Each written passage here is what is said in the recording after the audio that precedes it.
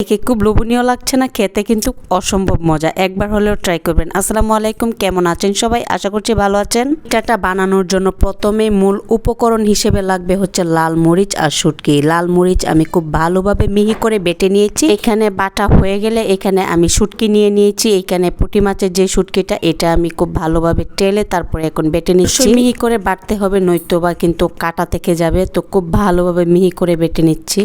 তো এটার মধ্যে আমি আরও শুটকি ইউজ করব, সেটা হচ্ছে এই ভিজা যে শুটকিটা বলে শীতল শুটকি, এটাও আমি ইউজ করব। এই পিঠা বানানোর জন্য এই পুঁটি মাছের শুটকিটা কিন্তু নিলে খুবই গ্রান হয়, খেতেও খুবই মজা হয়। সেই জন্য আমি এই পুঁটি মাছের শুটকিটা দিয়ে পিঠাটা বানাবো। চাইলে কিন্তু যে কোনো শুটকি দিয়ে এই পিঠাটা বানাতে পারেন। এটাকে ভর্তা পিঠা বলা হয়, বা আপনারা ভর্তা বানিয়ে এভাবেও খেতে পারেন। ভর্তার ক্ষেত্রে কিন্তু আপনারা পেঁয়াজের পরিমাণটা অনেকটাই বেশি দিবেন, আর পেঁয়াজের পরিমাণ বেশি দিলে কিন্তু ভর্তাটা খেতে খুবই ভালো লাগে। যারা শুটকি প্রেমী তাদের কিন্তু এই পিঠাটাও ভালো লাগবে, আর এই শুটকির ভর্তা তাদের কাছে অমৃত লাগবে। তো আমার খুবই পছন্দের একটি খাবার এটি। তো আমি কিছুটা লবণ দিয়ে এখন হাত দিয়ে খুব ভালোভাবে মিক্স করে নিচ্ছি।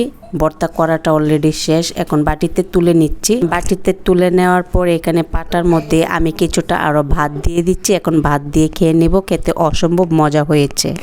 এখন আমি এইখানে প্যান নিয়ে নিয়েছি, আর এখানে আতপ চালের গুঁড়ি নিয়ে নিয়েছি। এখন খুব ভালোভাবে ভেজে নিতে হবে, ভালোভাবে টেলে নিতে হবে। টালা হয়ে গেলে এটা গরম পানি দিয়ে কিন্তু একটা খামির তৈরি করতে হবে। তো খামির আমি আর দেখাইলাম না, তো দেখাইলে অনেক বড় হয়ে যাবে ভিডিওটা। তো আমি এখানে রুটির মতো বেলে এই যে গোল গোল শেপ দিয়ে নিচ্ছি। সাথে আমার ছেলে আমাকে হেল্প করছে, আর আমার বোন হেল্প করছে। যে আমার বোন এখন বানিয়ে ফেলতেছে, দেখতেই পাচ্ছেন কতটা সুন্দর হয়েছে।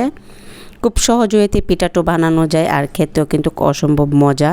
তো এখন আমি একটা ভাপ দেওয়ার জন্য পাতিলা বসিয়ে পানিটা যখন বলক চলে আসবে তখন কিন্তু আমি পিঠাগুলো দিয়ে দিব।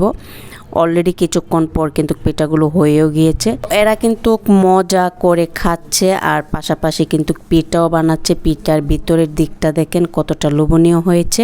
এই পিঠাটা খেতে কিন্তু অসম্ভব মজা। আমাদের ভৈরব এলাকায় কিন্তু এই পিঠাটা সবাই খায়। দেখতেই পাচ্ছেন জালও তেমন হয়নি, সব পারফেক্ট হয়েছে। তো সাথে যে গুলি পিঠাগুলো আছে এগুলাকে আমাদের এখানে গুলি পিঠাই বলে। ওই পিঠাগুলো খাওয়ার জন্য আমি এখানে মাংসের যে জোড়া মাংস, এটা আমি গরম করে নিচ্ছি। আর এই জোড়া মাংস দিয়ে কি যে মজা খেতে, অসম্ভব মজা, বলে বোঝানো যাবে না। এই জোড়া মাংস দিয়ে ভাতের সাথে বা এই পিঠার সাথে খেতে অসম্ভব মজা হয়। তো আমি আমার জন্য সার্ভ করে নিয়েছি। তো খেতেও কিন্তু খুবই টেস্টি হয়েছিল। এটা দেখতে ঝামেলার মনে হলেও আসলে বেশিক্ষণ সময় লাগে না বানাতে, খুব সহজভাবেই বানানো যায়। আপনারাও এভাবে ট্রাই করবেন। ইউটিউব যারা ফেসবুক পেজ থেকে দেখছেন প্লিজ পেজটি ফলো দিয়ে পাশে থাকবেন, আর যারা ইউটিউব থেকে দেখছেন প্লিজ পেজটি সাবস্ক্রাইব করে দিবেন। সবাই অনেক বেশি ভালো থাকবেন। আল্লাহ হাফেজ।